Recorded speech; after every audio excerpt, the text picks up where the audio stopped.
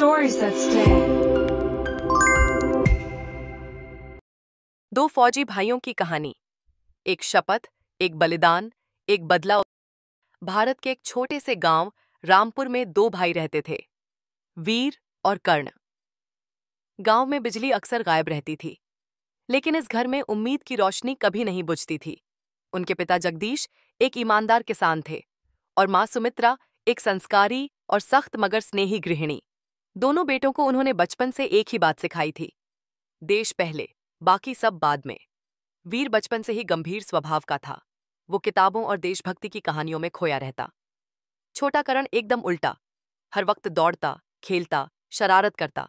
लेकिन जब वीर उसे देश के वीर सैनिकों की कहानियां सुनाता तो कर्ण की आंखों में भी आग जल उठती। एक बार गांव के मेले में आर्मी रिक्रूटमेंट का कैंप लगा। वीर चुपचाप अपने दस्तावेज लेकर वहां गया, परीक्षा दी और पास हो गया।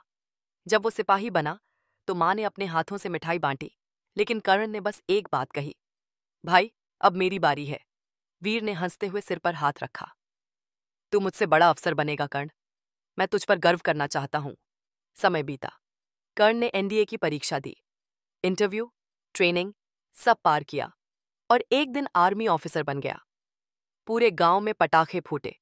वीर ने एक मोटी सी मिठाई की डिब्बी लेकर अपने यूनिट में सबको खिलाई। मेरा छोटा भाई अफसर बन गया है।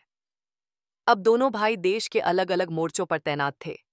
कभी कभार छुट्टी में गांव आते तो मां की रसोई में बैठकर घंटों बात करते, ड्यूटी, दुश्मन, देश और बचपन के किस्से। लेकिन किसे पता था कि ये मीठे पल कितने कम हैं। एक दिन कर्ण को एक सीक्रेट मिशन पर भेजा गया, ऑपरेशन ब्लैक फॉल्कन, जो एक दुर्गम सीमा के पास चल रहा था। ये इलाका वर्षों से आतंकवादियों के लिए सुरक्षित ठिकाना बना हुआ था। कर्ण की टीम को वहां दुश्मनों के नेटवर्क को खत्म करने का टास्क मिला। इसी दौरान वीर को भी उसी क्षेत्र की अग्रिम चौकी पर भेजा गया, लेकिन दोनों को इसका पता नहीं था। कर्ण ने अपनी यूनिट के साथ जंगल में ठिकानों को खोजना शुरू किया। वहीं वीर भी सीमांत चौकी पर हर हरकत पर नजर रखे हुए था। लेकिन दुश्मन भी चालाक थे। उन्होंने रात्रि के अंधेरे में हमला कर दिया।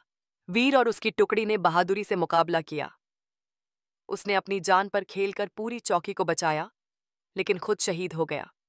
कर्ण को इस हमले की खबर मिली, लेकिन उसे ये नहीं बताया गया कि शहीद सैनिक कौन था। मिशन की सुरक्षा को देखते हुए नाम गोपनीय रखा गया। कर्ण ने खुद जाकर बॉडी की पहचान करनी चाहिए। जब उसने स्ट्रेचर पर पड़े सैनिक का चेहरा देखा, वो कांप उठा। वीर! उसकी आवाज गले में अटक गई। वो वहीं बैठ गया, आंखों से आंसू रुके नहीं।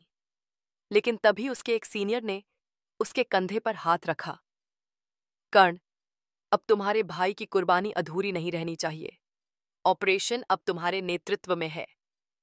कर्ण ने वीर की अंतिम यात्रा तक रुकने से इनकार कर दिया। वो बोला, मेरे भाई की चिता तब जलेगी जब दुश्मनों का आखिरी ठिकाना जलाया जाएगा। कर्ण ने नक्शे मंगवाए, पिछली इंटेल रिपोर्ट्स को रात भर पढ़ा। उसने एक नई रणनीति बनाई, मिशन फॉल्कन रिवेंज।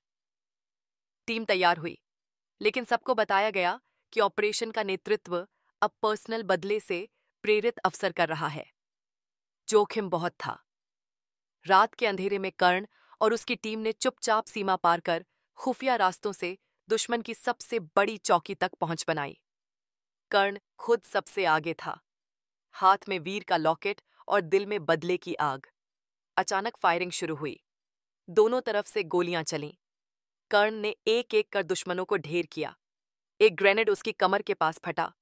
वो घायल हो गया, लेकिन रुका नहीं। आखिरी चौकी तक पहुंचते पहुंचते उसके शरीर से खून बह रहा था, लेकिन आंखों में वही वादा था, भाई तुझे न्याय मिलेगा। आखिरकार उसने दुश्मन की पूरी चौकी को उड़ा दिया। कर्ण को जब अस्पताल में होश आया तो सबसे पहले मां सामने खड़ी थी। उसने पूछा, मां, मिशन पूरा हुआ? मां ने रोते हुए सिर हिलाया। हाँ बेटा, तेरा भाई तुझ पर गर्व करता होगा। कुछ दिनों बाद कर्ण को शौर्य चक्र से नवाजा गया। गांव लौटते ही लोग ढोल नगाड़े लेकर खड़े थे। वीर की तस्वीर के नीचे फूलों की माला थी और एक नई पट्टी लगी थी, वीर कर्ण चौक। हर साल कर्ण गांव आता है, वीर की तस्वीर के सामने खड़ा होकर सलामी देता है और कहता, तेरी कुर्बानी बेकार नहीं जाएगी भाई। तेरा करण हमेशा डटा रहेगा, क्योंकि असली भाई वो होता है जो सिर्फ खून से नहीं बल्कि कर्तव्य से जुड़ा होता है। Please like, share, and subscribe our channel for more interesting stories.